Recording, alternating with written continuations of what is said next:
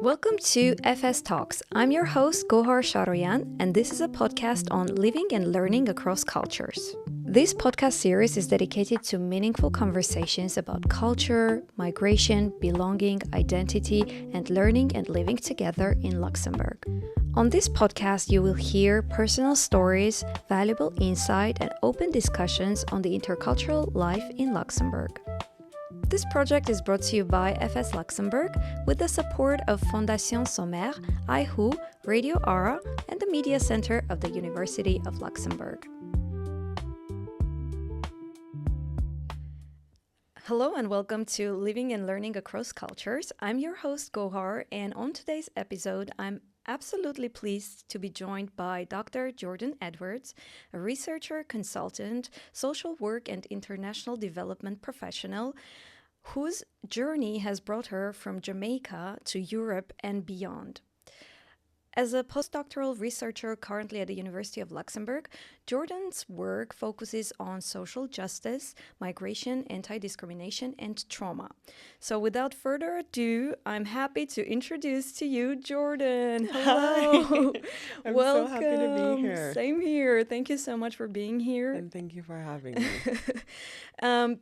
So obviously I had a little introduction about you, but can you tell us a little bit more about yourself, about your path? So my path is quite complex and quite long, but the gist of it is that I'm Jamaican, born and raised, Kingston, Jamaica. Big up any Jamaicans listening to this. So born and raised in Kingston, Jamaica, and then made my way through different, mostly educational programs around the world. And so first I went to Canada during my bachelor's degree where I was studying social work. I went on like a 1-year exchange program.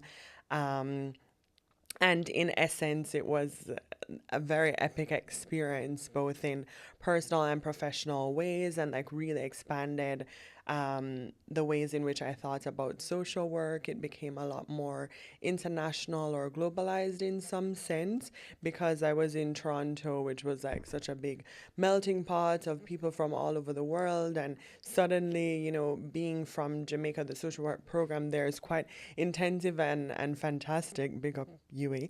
But it's more focused on the Caribbean and kind of local context, which is important. But then I found myself in Canada learning about Indigenous Canadians and the Roma community and LGBTQ struggles in Toronto and around the world, and it just really expanded my viewpoint on like social issues. And I kind of developed I was always passionate about like human rights and community development, but I think it really strengthened those passions. And then on the personal side, I became such great friends with the other exchange students. And at the time, which now I think about it, is I don't know why it was, but I only remember Europeans being a part of the exchange program, at least the ones that I met. And whenever would have these like exchange orientation day like events, it would be pretty much only Europeans. And so saying this to say, then I became really close friends with people from Germany and France and the UK. And then I remember just developing such an interest in Europe because of that.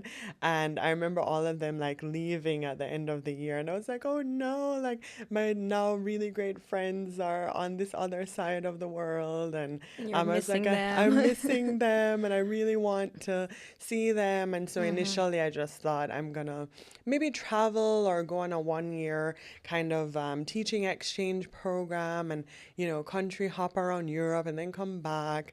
But then eventually, which I'm sure we'll get into at some point, I had such interesting professional experiences when I went back to Jamaica and I was working in the NGO space there in like human rights, and I just had so many like questions coming from the bachelors, and I was like, okay, I feel like I should do a master's actually and kind of develop my expertise but also address some of these underlying professional questions that I had. I just felt like I needed a bit more training learning or intellectual space to explore that.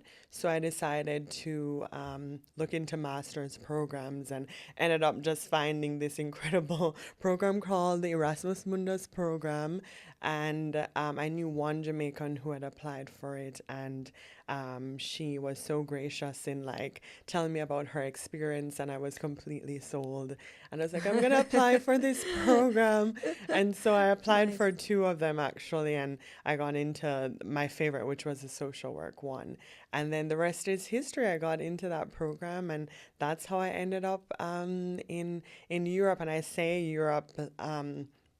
Generally speaking, because the program truly was around several Oh, countries really? So it was in not Europe. just based in one No, specific no. city. So it Okay, was so where was it yeah, so it taking was place? four countries over Mm-hmm. the course of 2 years. Oh, wow. So Four I know four countries in 2 years. countries. Are you I know serious? it was, Tell us more. it was actually so incredible. To this day, I really count it as one of the best experiences and decisions I've ever made. The first we I went to the UK, and then I went to Denmark, and then Portugal, and then France in Paris, where I settled for a little over 2 years.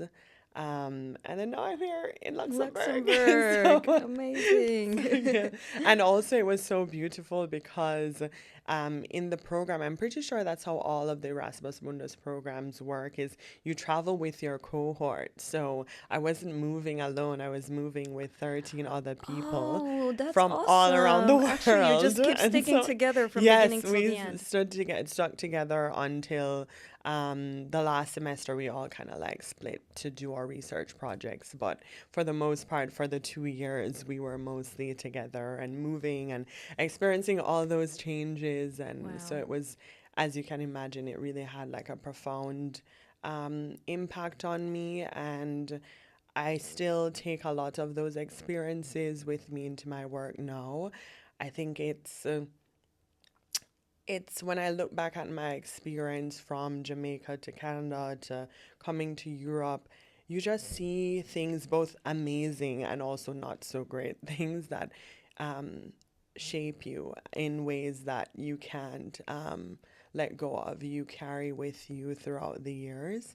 I remember, for instance, like when I came, it was the heights, at least at the time, of the quote unquote refugee crisis and Brexit and Islamophobia, and also traveling with um, classmates who were Muslim and having to experience the differences between our European like counterparts in the program and the racialized students in the program, and who needed a visa and who didn't and why and how, and then going into different social work spaces in those countries. And when you, yeah, I think once your eyes, I always say you can't unsee things. And I think, yeah, having experienced and like witnessed and worked within different spaces, yeah, I just became more committed to doing the work of shaking things up in the best way possible. I see. So this first-hand experience like added up to everything else. It was sort of more inspiring for you to pursue this path. Absolutely. Mm, Yes. And I, that's lovely. Mm-hmm. yes, for sure. And it really informs and shapes Mm-hmm. my work. And through when I got into my PhD, I'm so happy that I was encouraged to um, be more transparent, but also engage a bit more with my positionality as a Black woman, as a Jamaican woman, a racialized scholar, a decolonial scholar. I really, in engaging with those like identities and positions, it made me a better researcher because it made me a lot more like critical about how power worked in the different spaces that I was going in. My own power as like a researcher going into supposedly marginalized communities and what that dynamic does both for the field work itself, but then also for the end result of how the data is analyzed and published and spoken about.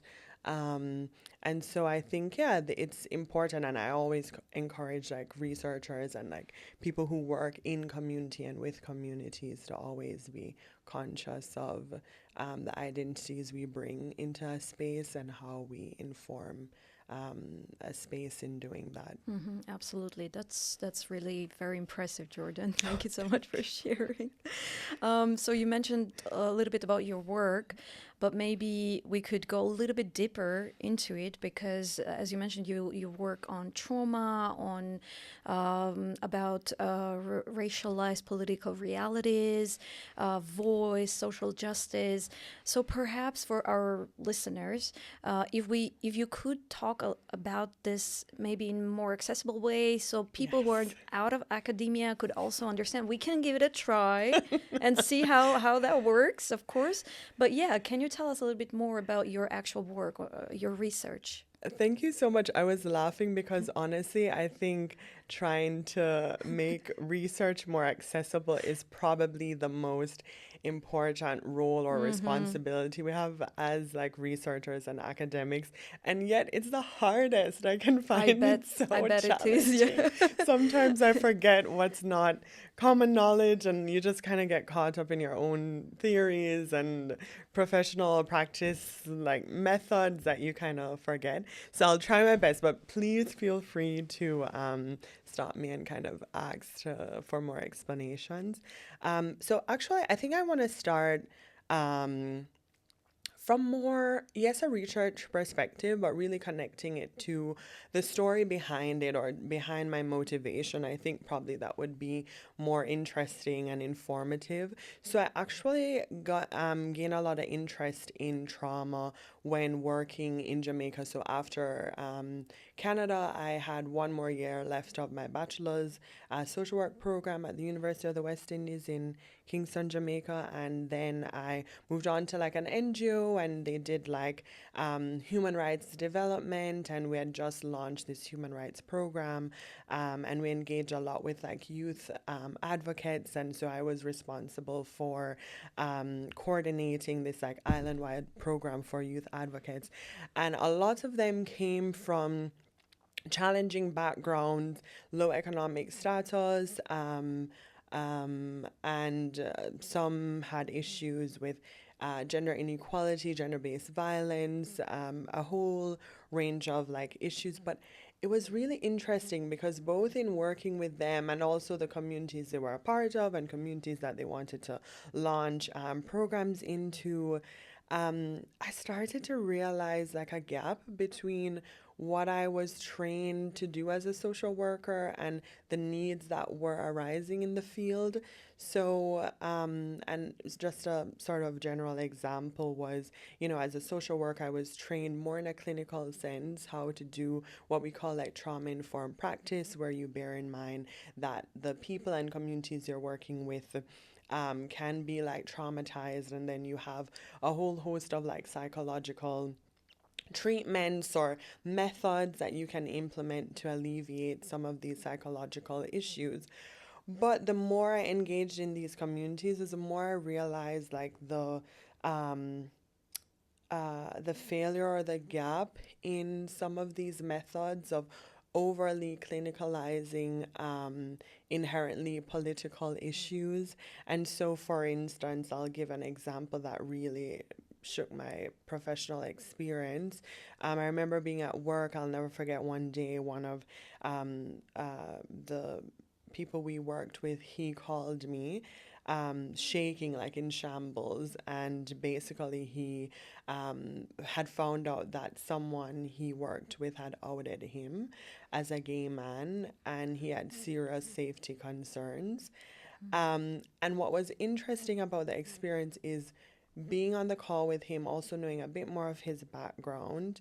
I knew that he was traumatized and exhibiting, you know, the typical kind of symptoms of trauma, but the issue was systemic violence and not an individual infraction or experience. It wasn't It wasn't he episodic, right? yeah, it wasn't well, that experience in particular was event based, but in terms of what it means to be a queer or gay person in his community is what, and how people respond to that is not a singular event. It's a way of being and experiencing life that continues. Mm-hmm. And it's a part of a larger complex system of how people respond to different like communities. So the issue wasn't to say, of course, which I did, you can find ways to um,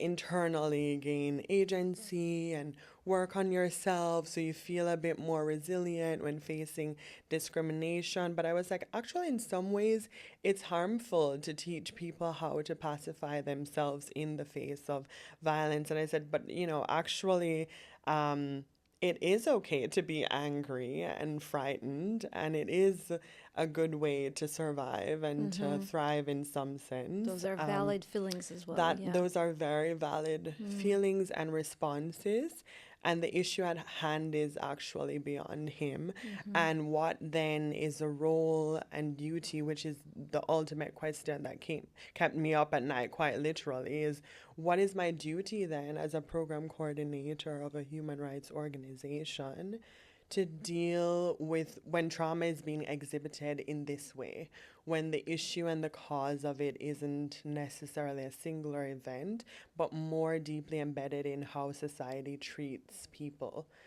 And I was like, ooh, I didn't learn that. I was like, Mm-hmm. what do I do about this? What does trauma informed practice look like when it's deeply politicized?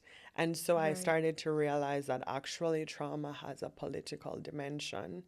And I thought to myself, if I ever get to study again, I would want to kind of address this and see what it's about. So, saying all of this to say, fast forward many, many years later, when I did my PhD, because I studied trauma for my master's program, and then for my PhD, I really wanted to zone in because I, at the time, had been focusing on trauma methodology more generally. And so I really wanted to zone in on a particular topic, and I chose race. And that was very important to me. Yes, of course, as a racialized person myself, as a black woman, of course, anti racism work is very important to me. But also as a scholar, I think we're in very contentious times and very difficult times for many people and many communities, but certainly there's a lot of violence happening around the world against black and brown people of color and indigenous people. And so I thought it would be really important and relevant to focus particularly on how trauma is showing up in racialized spaces. So it was really important for me to better understand trauma also from the direct experience and meaning making processes of the community themselves than the top down approach that's traditionally used. And so, to give just a very quick background, in essence, trauma, the very etymology of it, it means wound. And so, typically speaking, it's treated in a very kind of medical, clinical sense where you're pathologized, you're often given a diagnosis, and expertise stays sort of with the quote unquote professional who's doing the diagnosis. But what we're finding now with social movements and therapy culture, and we can debate that and talk about that because that's a whole other thing, people are becoming more familiarized with the language of trauma. And so now Mm-hmm. Right. communities and individuals are claiming trauma for themselves.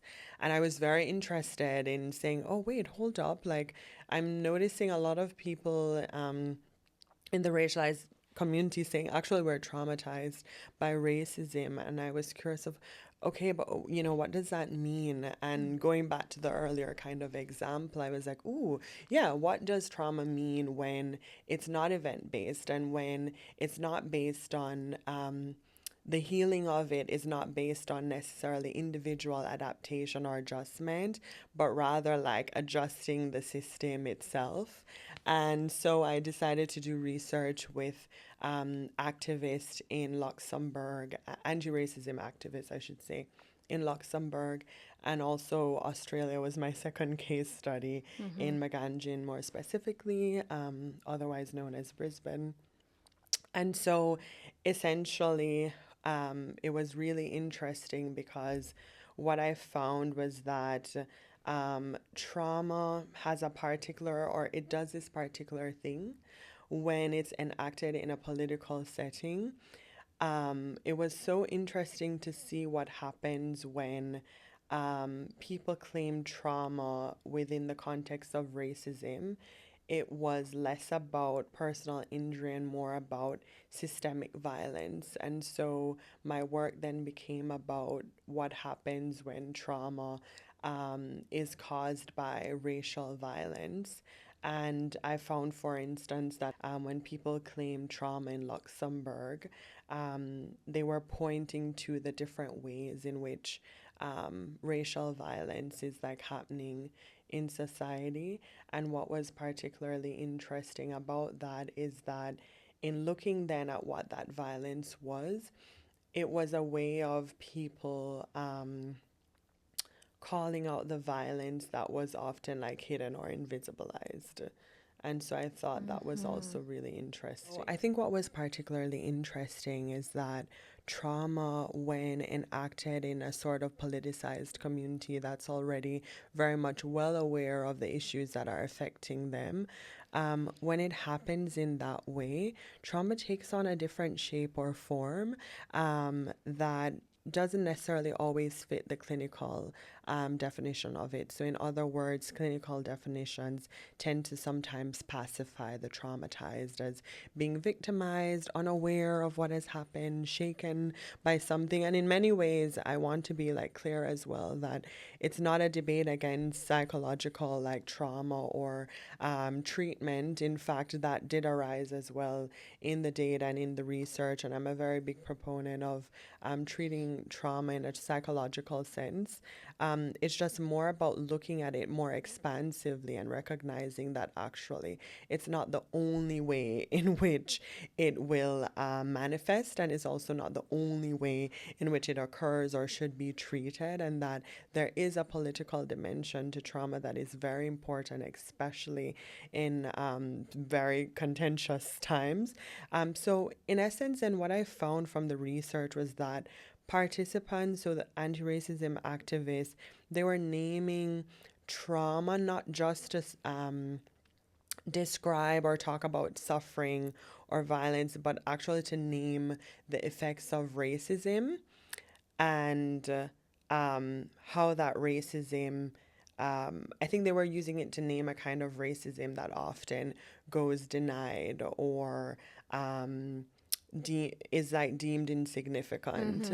And so I think when naming racism as actually a traumatizing thing, racial violence took on a more significant weight, which I do think is very important to shake us up into, well, then what do we do Absolutely. about this thing Yeah. that is so powerful? And it was just interesting how their response then, because it took on such a politicized angle and was more geared towards looking at actually trauma as being a part of the system of racial violence, when looking at it in that way, then the response was more geared around like things like building solidarity between and amongst other racialized communities, resistance. So forming ways in which, okay, how do we resist the racial violence that we're facing? So it in essence went beyond or outside in many ways the psychological dimension and more into the social, political, and cultural dimension. So I do think again it comes back to a larger question then of, okay, well then what do we do about this, especially as obviously as a society, and there are many questions emerging, but I think as a professional, I'm also particularly interested in then what do social workers, policymakers, international development professionals, what do we do beyond saying, let's just like send them good therapy and we'll be fine, while the violence that we're treating in the Right. office is still being maintained outside. And in many ways, it's such a I think the danger of only seeing trauma or trauma's treatment or dimension as being psychological is it reinforces whiteness by evading accountability, and by placing it on the person who's facing it than the perpetrator, which, as I've said, many times isn't necessarily just an individual, but actually more about how the systems that we have around us are producing these forms of violence. And I'll leave it at that. I hope I'm making sense. Well, that was incredibly interesting, and the topic I bet is equally also tough and difficult. Yeah, very difficult. Yeah. I can only imagine how this journey has been for you as also as a person. You mentioned that you were working with people participants. How have you been getting in touch with them? If you can briefly tell us, how did you have people participate in your research project? That's a great question. Like, the methodology of this is quite difficult and also emerging, because most of the research that has been done in this context has largely been, a lot of it has been quantitative or quite theoretical, without a lot of like empirical work. So in other words, like field work and being in the field with the actual community and centering their narratives. So for me, I focused a lot on like the narratives and the discourse of the community members itself. And so to do that, I actually had to seriously engage with the different communities. So when I came to Luxembourg, as you know, it's quite a small place. And so it's not that difficult to meet people. So doing just a basic kind of desk analysis of like, okay, what are the key kind of organizations, figures working in this space of like anti-racism work? What's the history of the anti-racism movement in Luxembourg, which is very recent, by the way. It started mostly, I would say, in the last 10 years, especially after the report on being Black in Luxembourg came out. And that was a massive watershed moment for the anti-racism movement in Luxembourg. And then, surprisingly, but in many other ways too, not surprisingly, after the murder of George Floyd, it really impacted racialized people in Luxembourg as well, and also in many ways helped to galvanize or strengthen the movement. And so saying this to say, I met people that way of networking, socializing, meeting people, and then once you're in the field, it just snowballs from there. In Australia, it was a bit more difficult, and it's such a whole story, but essentially it was more or less, I would actually say, a similar thing, but it was a lot more complex because, as you can imagine, it's a continent, and even though I was mostly based in a particular town, it's still quite vast, and it was a big population, and there's no way to sort of interview, of course, everyone and all of the key people. But I did it in a similar way of just immersing myself in different communities and asking questions. Okay, well, who are the key figures in your community then? How do you do this? And I think from just being in community and having people also, I think, see my genuine interest and passion in the work, I think, which I'm so indebted to them about. They really trusted me with their stories and would say, oh, actually, well, you also have to meet this person, and how about you come to this event that we have? And so after a while, it became a lot easier. But initially, it was quite difficult to figure out, well, then who do I talk to and how does this work? I've never been to both places before. I had just moved to Luxembourg to start the PhD, and then also moved to Australia temporarily for the research visit. So it's always a part of the challenge of being a researcher in different spaces. Of course.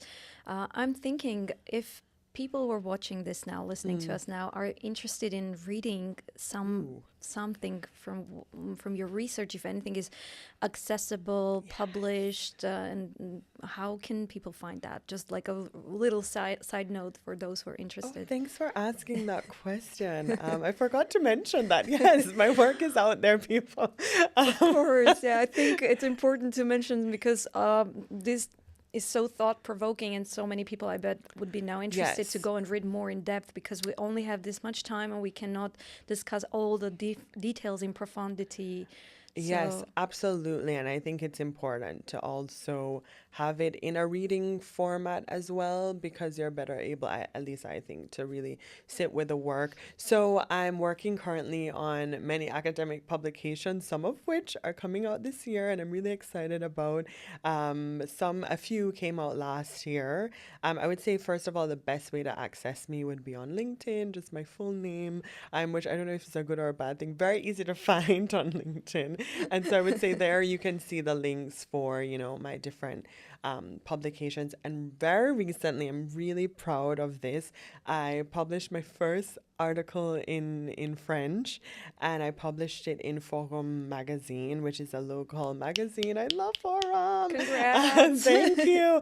And again, going back to trying to make my work more accessible, because as you can imagine, during the PhD, I was more focused, and now doing the postdoc, I've been more focused on publishing in academic journals, but I really want to also do very public facing events and accessible forms of just reading and publications. And so yes, I wrote an article for Form magazine, and essentially it asked a fundamental question that I asked at the end of my thesis, which is, can the traumatized speak?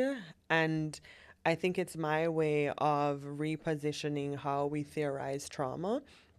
I think it's important for us to shift the gaze a bit from looking at it as strictly something that should be left to the quote unquote experts or professionals. And again, not throwing shade at psychology or social work, but I do think there's something to be acknowledged about how the communities that we work with are knowledge bearers as well, and are experts in their own right about not just their own experiences, but how they frame it. And I think one thing that's been so important that I think is not often recognized in academia or in this space is that now, through globalization and mass education of different migrant groups, racialized people, women, we're officially extremely educated as well. So the people that I interviewed, for instance, weren't I guess you would say fitting then of the mold that we have for what a traumatized community could be like. Some of them were professors, lawyers, doctors, so they already one, even if they're not experts in the trauma field themselves, they have a certain level of education and awareness about like these topics and also how society works in general. And so they're making their own theorization about trauma that I think is very significant. And I think we have to pay attention to that.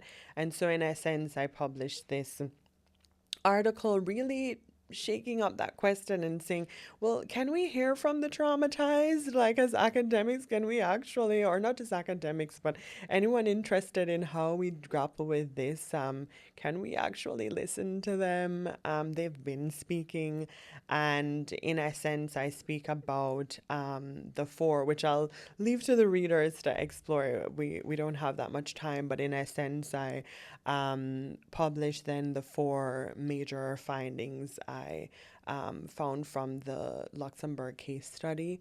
And I found that there were four predominant ways in which violence was experienced by participants.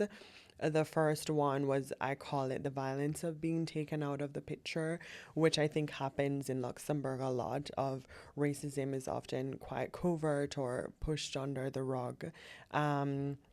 Here, and so it was mainly about the invisibilized ways in which racialized people have to navigate racial violence in Luxembourg. And then the second one was more obvious, just overt racism, so blatant, being called racial slurs. Some face actual physical violence. And then the third was quite interesting, of sort of this embodied experience of coloniality. And this was more attached to like racialized people who had strong or were attached at least to their stories of lineage and ancestry, mainly from Africa, and feeling that sense of I think, displacement in some ways of being taken from their ancestral land or spaces for different reasons, some of them quite violently, some of them, for instance, in their family had a lineage of genocide. And then the fourth way was witnessing, which I think is often not so much in the trauma literature, but I think in general is a overlooked form of how people can experience trauma and also violence vicariously. I think George Floyd came up quite a bit in this aspect of people, George Floyd, and also similar cases, I should say, of participants basically talking about what it feels to walk around knowing and witnessing, whether on the news or through stories that your friends talk about or randomly, seeing violence, whether physically, verbally, emotionally, being enacted on their racialized counterparts was quite difficult for them to grapple with. And in some ways reinforced, it was quite a complex experience for them because in some ways it validated their own experiences of like, yes, I've experienced that too. And in some ways it broadened their awareness of like, oh, I haven't experienced this personally, but the fact that I know that I'm so close to experiencing it by virtue of just my identity was very jarring and felt quite violent for people to face. And so, yeah, that was the fourth one. So those are the main findings. And obviously, you can find out more details about it. But I do think it's time for, or I don't want to say I think we're in a very important time in history around the world and also in Luxembourg about continuing to talk about these conversations. And I think we can't afford to allow kind of the movement to die down or these conversations to go to the wayside. I think it's important to keep it going. And so, yeah, I hope people read the article and you can reach out to me with any questions. Amazing. Thank you so much for sharing. It's incredibly impressive the amount of experience that you have both living in all these different countries, experiencing life there and being immersed into communities, working with them. My next question is what has it been like for you navigating all these different realities, these spaces, many different contexts, culturally and socially, and what has it been for you like both as a person, Jordan the person, and Jordan the researcher? Oh gosh, how much time do you have? Like, let me. Yeah, I know. I mean, let's just hear it. Yes, I'm in my flow. I'm feeling so great. It's So I'll incredibly just share anything that comes to mind. What has it been like? It's been, it sounds so cheesy, but also seriously, I think forever changed by the work that I've done and also the personal experiences that have been born from it too. I don't know that I consciously set out to be on this journey. Again, I know all of this, like for the audience, I don't mean to be so cheesy. I hope people don't experience it that way, but really it is truly in my story. I just think I just followed my passion and I followed what was important to me and what I really valued. And it's just now that, for example, through these experiences that people are like, oh my God, but and then I'm like, oh, right. Like, I don't know that I spent time, which in some ways served me mostly well, I would say. I don't know if I spent a lot of moments to like look up and be like, oh, you're doing a PhD. Like, I don't know that I did that. I was just like, oh, what's the next thing? And how do I expand what I'm seeing? And how do I address this? And how do I truth telling is really important to me. And I was like, how do I continue to tell the truth? And I was like, oh, it looks like a PhD now. And then I would do it, but I wouldn't look up to go, ooh, a PhD is fancy. It wasn't really about that. How have I navigated it as a person versus professional? It's hard to divorce them. I think it's one in the same, because I show up as a Black person in every area of my life. And obviously, I have other identities as well, too, and other things that are really important to me. But I think they fuel into each other and merge. I think what's been so interesting for me to see is, yes, of course, context is extremely important. And, when you go to different spaces, you automatically see how culture and politics and histories inform and shape different experiences and language and like all of these things. I'm not saying they don't add to differences or inform things differently, but I will say what's been profound also about traveling to, Australia and then, North America and the Caribbean and Europe and all these spaces, um, is that I also see the thread. Like I see the threads moving through these spaces, and kind of in sticking on theme with just like the research and personal life.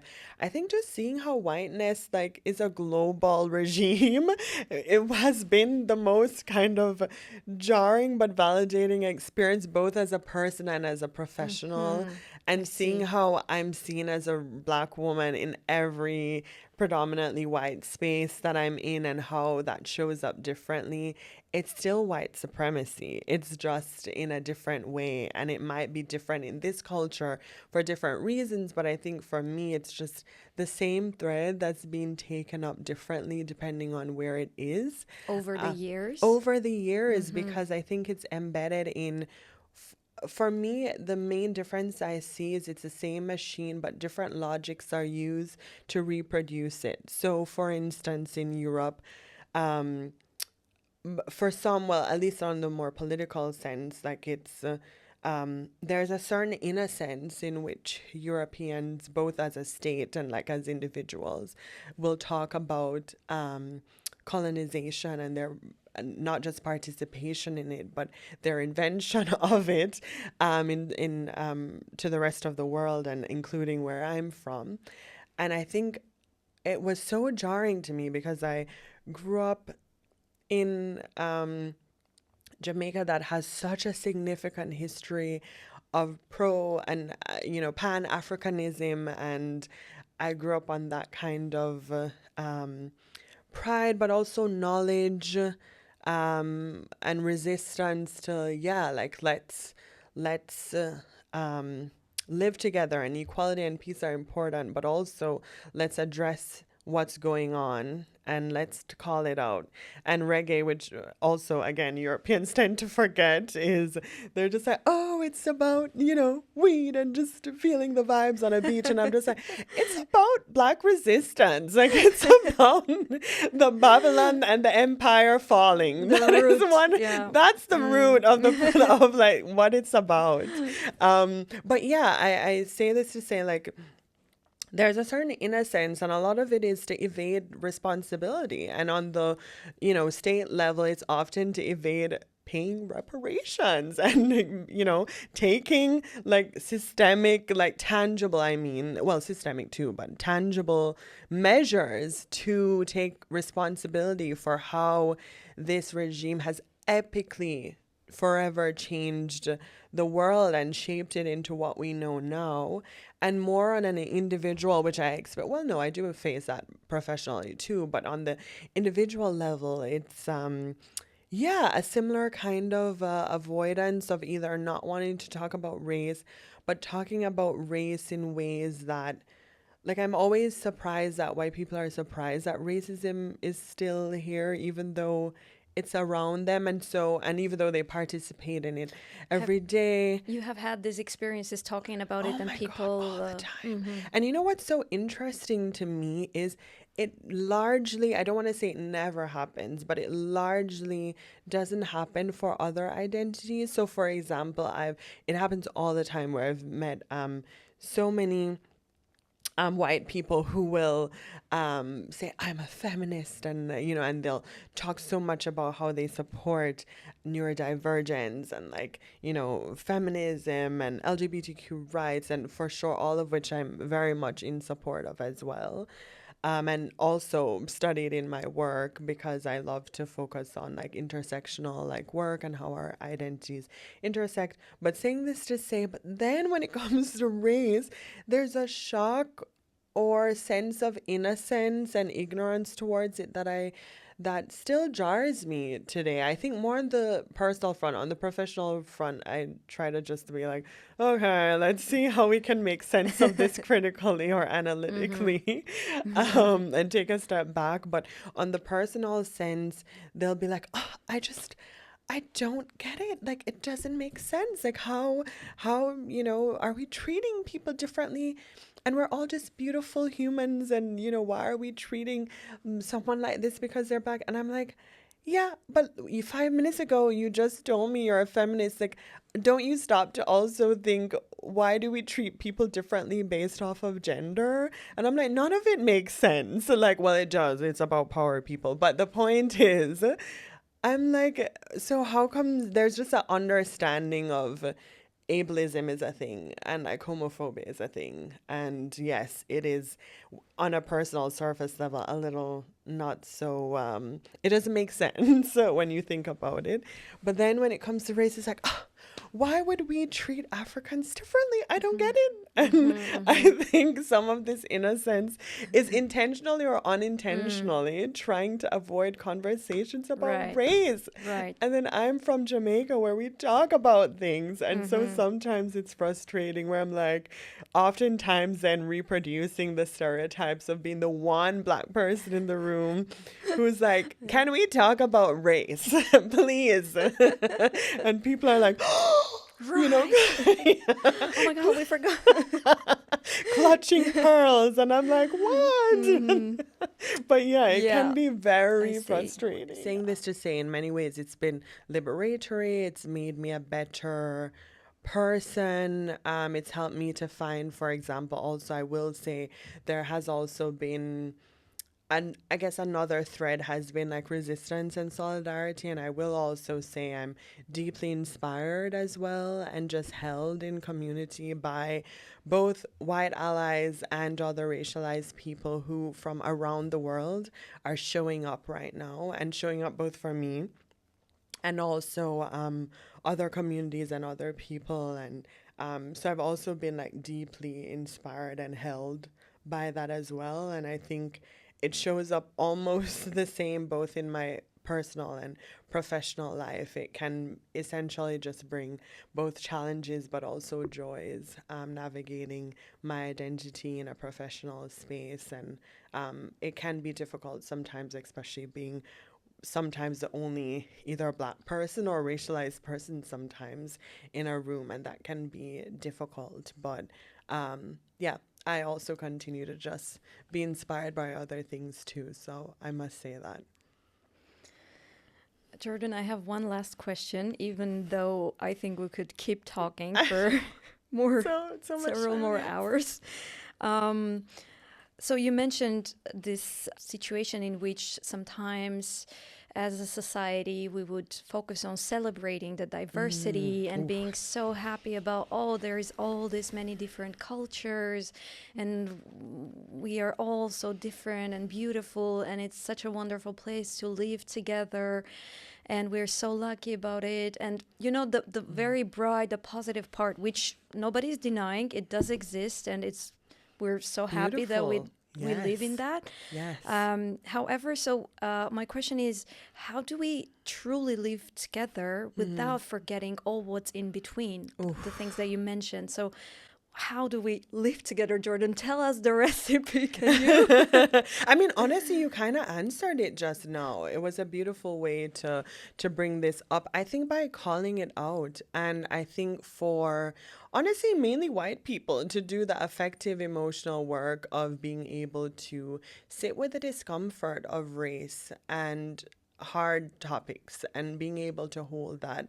And to be honest, I do in some ways empathize with that struggle because it's also a mechanism that comes up in other departments too, where I do think, not always, and I'm really overgeneralizing here, but I do think there's also a general discomfort with contention. I think in, again, I'm generalizing, but I think in both from the research I've done and also my personal life, it's clear, I think, again, very generally speaking, that I think, especially when it comes to race, like in the Caribbean and in North America, I think we're a lot more comfortable with struggle and fighting. And I think because maybe because we're so used to all these social movements around really important and but very contentious topics, I think people are more willing to sit with that and to grapple with it.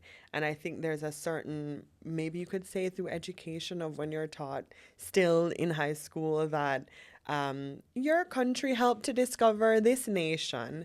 It can be a really jarring reality then when you're 25 and you meet a Jamaican woman or, a Sudanese person or a Congolese person, a Rwandan, and then they're telling you all these things and about colonization. You're like, what? But I didn't do that. Like, I understand the discomfort of having to sit with both the histories that you come from, which sometimes aren't always beautiful histories. Um, and I see it also in other senses of how friends of mine, but also colleagues and just in general, and there's so much literature on this, how they grapple with, their dark histories with, for example, World War II and what that meant in their family and how these stories sometimes aren't told because of the shame of it.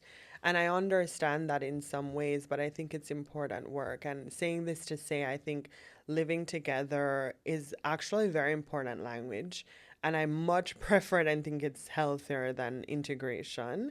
Um, I think it's amazing because it implies that power should be shared and that the responsibility and accountability should be shared in that togetherness.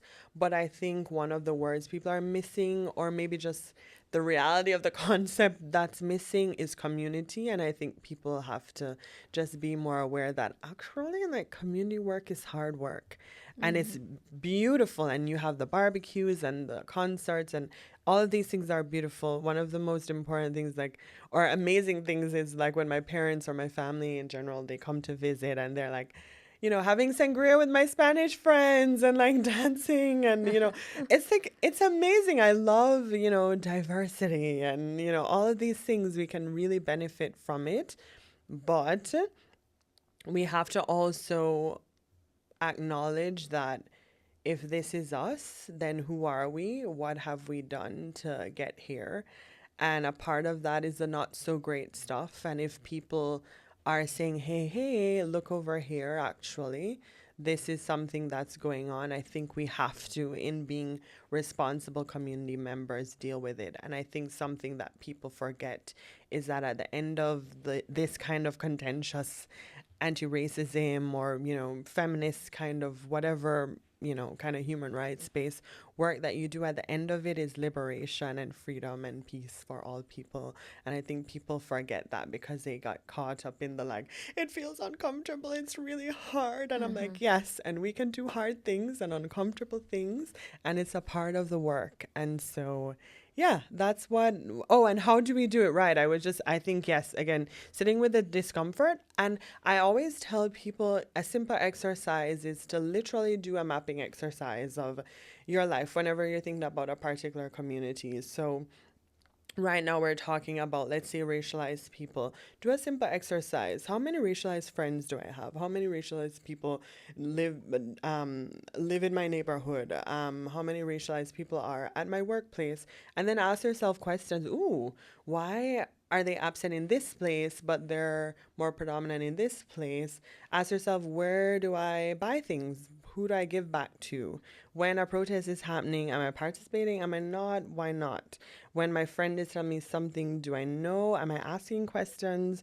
When a report is published about racial violence, am I engaging in conversations when I'm at work and diversity is coming up. Am I going to be the ally in the room to say, okay, I just heard us talking about this and this and all these other communities. Can we also talk about this community that I also think is missing and not in the room? One of the NGOs that I worked with in Canada had this practice that I thought was so great that I think anyone can extract for their personal life.